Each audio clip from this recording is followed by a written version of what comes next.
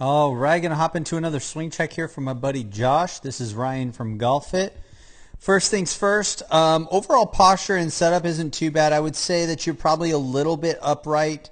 You could probably get your rear end a little further away from the golf ball here, which would allow the spine to kind of get a little bit more perpendicular to your primary.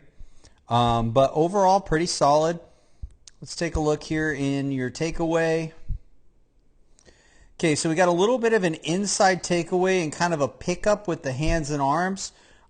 Typically, you want to see this this left shoulder going a little bit more down. That would keep the chest and the shoulders leading the takeaway rather than picking up with the hands. But it's still playable for sure. It's just a little bit behind you. And then as you get up to the top, pretty good top position. Good knee flex going on here. That's great.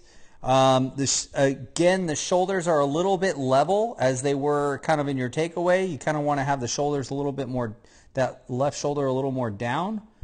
As you bring the club down, you do a great job of shallowing out the club to get it parallel to the primary swing plane line. That was not a very good line there.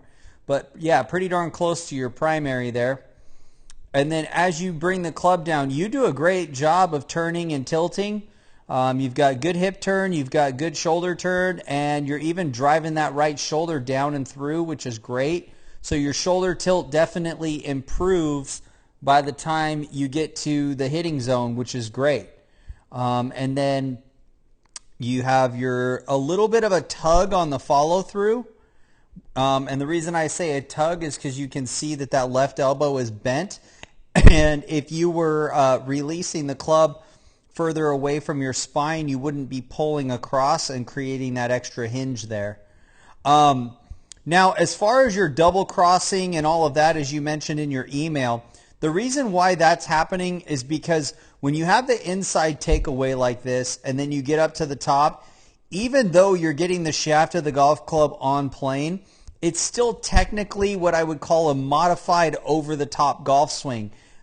Because what happens is your trail shoulder can only rotate from backwards to forwards or from forwards to backwards.